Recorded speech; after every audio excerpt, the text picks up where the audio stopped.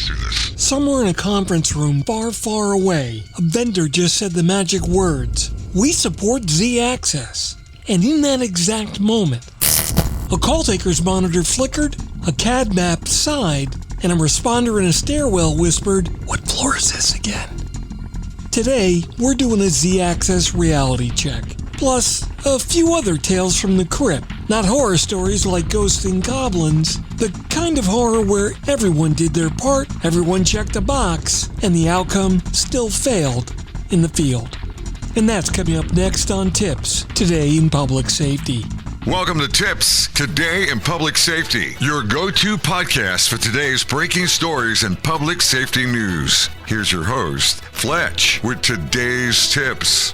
Welcome to TiPS, Today in Public Safety. This is Fletch. I'm a NENA-certified ENP, and every Monday, Wednesday, and Friday, I bring you the latest, most informative, and sometimes vertically challenged takes on emergency communications. Today, we're taking a deep dive and a tall climb into We Support Z-Access, and why vertical location still falls apart in the field, even when everybody swears they support it.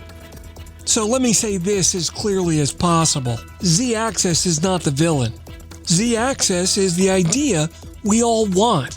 If someone's on the 14th floor, we should not be solving that like it's an escape room. You see, the problem is what's happening between the device that created a value and a responder used it to find the patient. That's the chain where the ghosts live. The first tale from the Crypt. Support means whatever the speaker needs it to mean. So when you hear "we support Z-Access," it could really mean any of these things. We can ingest a Z-value. We can pass a Z-value. We can store a Z-value. We can display a Z-value somewhere in a tab that no one can open, especially during a hot call. Or we can export a Z-value to another system that may ignore it. You see, none of those automatically mean we can tell you the correct floor in a way that you can trust. That's because in public safety, supported is not always the finish line. Actionable is the finish line. So here's the first reality check to question pretty much anytime anybody says anything. Show me what the call taker sees in real time, on a real call, with real uncertainty, and show me how that becomes a floor that a unit can act upon. Now, if the answer involves a spreadsheet, a promise, a slide rule, or the words in our next release, welcome to the Crypt. The second tale. 3 meters is not a floor when the building is a liar. Now, everybody loves the idea that a few meters equals a floor, except for the fact that buildings are chaos by design. The lobby versus floor 1, the mezzanine. The basement that the building calls level G. Towers that restart their floor numbers. Hospitals that have 3 north and 3 south, and both are technically 3. But good luck finding the right hallway.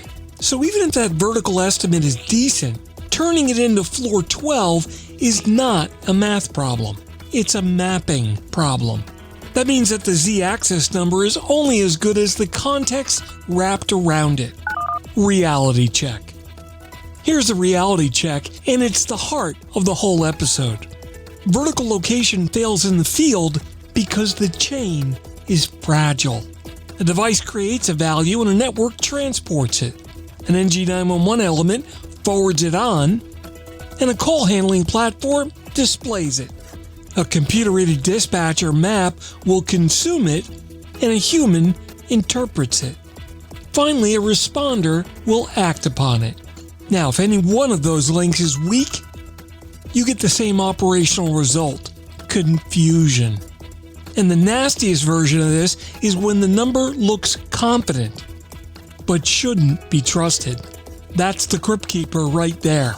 The value arrives, everybody feels good about it, and then the call turns into, "We're searching multiple floors." Roger.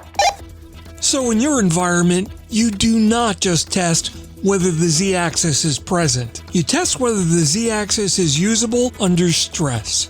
If it doesn't reduce time to patient, then it's just not a capability. It's trivia. The bottom line. Bottom line, we support Z-Access just isn't a meaningful statement unless it includes 3 specific things.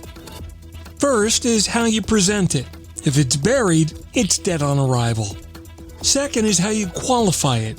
Operators need confidence and uncertainty in plain language, not engineering poetry.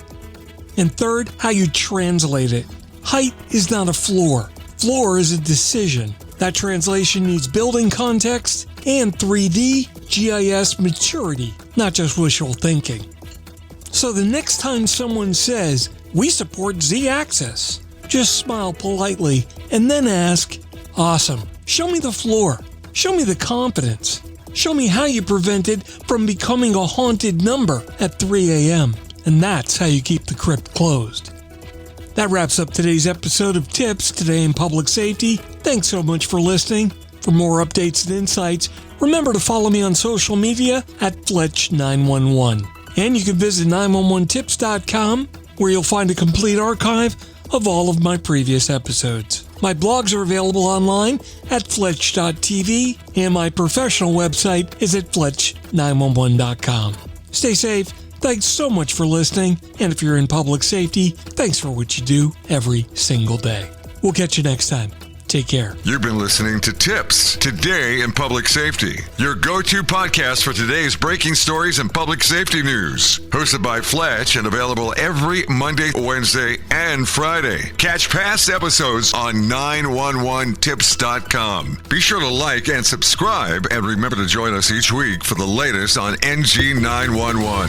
I am Spider Harrison, the official 911 voiceover dude. Catch me on Sirius XM on various channels, including 90s on 9, the 10 spot, and on the Weekend Countdown on Hits 1. Or don't regret it for the rest of your life. Either way, I'm good.